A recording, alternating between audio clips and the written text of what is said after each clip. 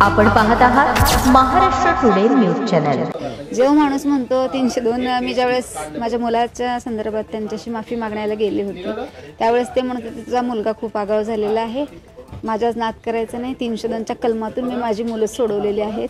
मग 302च्या कलमातून सोडवणाऱ्या माणसाला 4 कागद गहाळ करायला किती वेळ लागतो? आणि आरओ ऑफिसरांचं काम होतं जर माझ्या मुलाकडून सूचक म्हणून मी माझा मुलगा सोबत नेला होता, आमच्या जीवाला धोका आहे, कुठल्याही स्वतःच्या मुलाचा जीव धोका घालेल, त्याला सोबत घेऊन जाण्याचं कारण एकच होतं की सही करण्यासाठी नेलं होतं।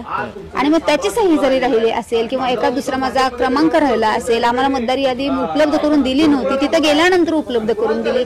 मग गुगलवर जी पूर्व फॉर्म भरताना आम्ही हे नोटरी करताना पूर्वीचं जे माझ्यापाशी होती वोटिंग लिस्ट त्याचा 5 नंबर टाकलेला होता, तिथं गेल्यानंतर मला 4 नंबर प्रभाग दिलेला होता, मग तिथं तो प्रभाग मी टाकलेला होता।